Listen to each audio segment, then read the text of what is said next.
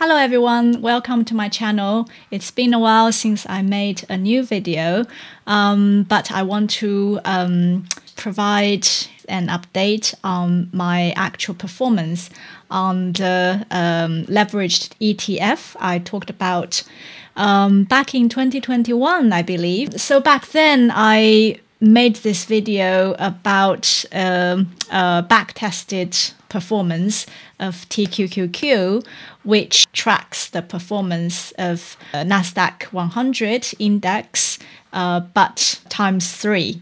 So in theory, in a perfect world, this leveraged ETF should deliver 3 times the performance of NASDAQ 100. But obviously, when NASDAQ 100 goes down, the losses in the leveraged ETF would be magnified too. So it would never be quite as good as actually 3 times. And also in that video, because it was back testing and also without taking into account individualized circumstances, for example, which country you are in and what platform you use, that would impact on the fees as well. So in today's video, I want to provide an update on the actual performance of my holdings, which I have held since 12th of January 2021. So it's been 4 years and 8 months and a bit, and a week, I guess. So I think it will be useful to actually take a look at how much gains it has actually delivered, and then compare that with the NASDAQ 100, which is the underlying index. Because what is showing in my actual account would be the most authoritative figure in the real world after the platform fee as well as the ETF provider's fee and management fee, everything. So yeah, I think that's a much more realistic view of how much you can expect from this leveraged ETF. Okay, without further ado, let's get into it. Okay, so as you can see here, this is the numbers I've pulled from my investment account. My ticker is QQQ3. This is the ticker for the leveraged ETF in the UK, but it's the same one as TQQQ as known in the US. My holdings on Hargreaves Lansdown was 26 units, which I bought on the 12th of January 2021 at a price of about £97 per unit. And the cost to me was £2,534.07.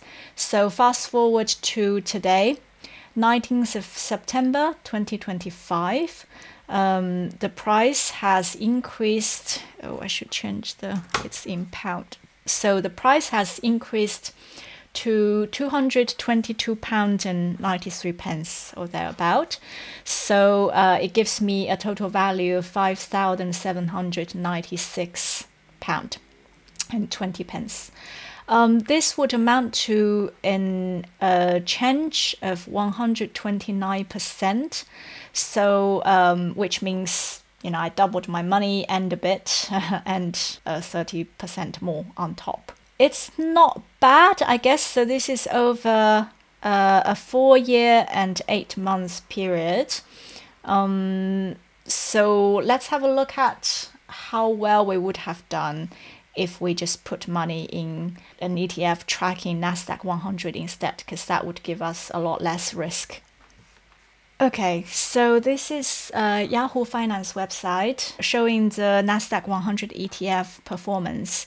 So I've put out 5 years performance here, but if we go back to the exact date, it goes back to the 11th of January. So not quite the 12th of January, but it looks like it only let me sort of go 1 week at a time. So let's just say 11th of January, the price didn't change too much between those 2 days, so it should be okay.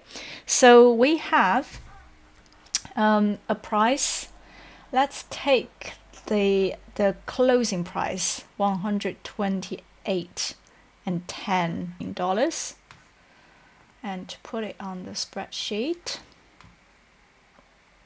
So today we have a price of 246.79. So we can see the performance would have been 93% increase if we just put our money into the vanilla indexed ETF instead. So we can see the difference is about 36%. So essentially I made 36% more in terms of profit by putting my money into QQQ3 rather than the vanilla index funds. Is it worth the extra volatility? Because in theory, the volatility in the leveraged ETF would be 3 times more. So I'm taking 3 times as much risk. But the extra gain isn't nearly as 3 times. Plus the fees, there's quite a lot of difference here as well. So for the vanilla fund, NASDAQ 100 ETF, the fee for me would be ongoing charge of 0.3% plus an indicative spread. With leveraged ETF, the fees are a lot higher. So ongoing charge would be 3.09%, including management fee of 0.75%, with an indicative spread of 0.12%.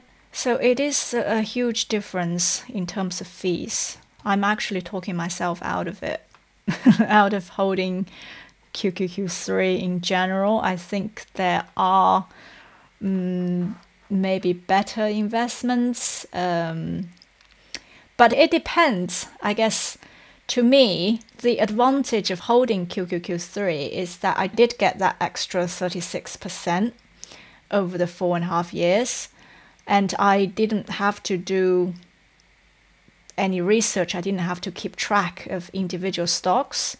So it's, to me, that's much easier than holding one particular company, for example, and I would have to keep up with the news specifically to that company and understand the news. And there's so many factors that impact one single company's performance.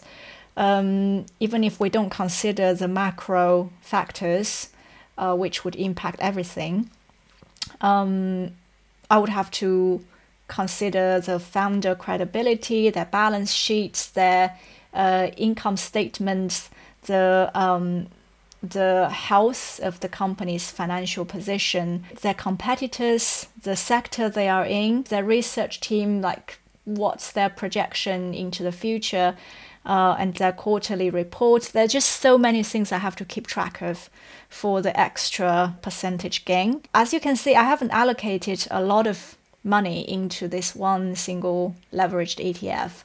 So to me, that £2,500 I've invested in this ETF, even if it went to zero, it's fine. It would still be painful, but I can live with it and I can sleep better at night. So yeah, it depends on what type of investor you are. I would probably continue holding my QQQ3 this is in my pension account, so it's for the very long term anyway. I actually decided on this strategy at the time when I made the last video. I don't hold any of this leveraged ETF in my more liquid account anymore, so only in my pension account, because I know that's for another few decades yet. You have to take into account all of these different factors as to what matters to you most. What is your investment horizon, and is the extra return worth the risk as well as the effort and psychological well-being that you have to be mindful of? So that's my take on this retrospective review. I hope it's been helpful. If it's inspired questions or comments or any other ideas or any suggestions as to how I can do this better, please let me know. I'll be very happy to hear it in the comments section. If you found this video helpful, please give me a like and subscribe to my channel for future updates. I hope to see you again very soon. Take care for now.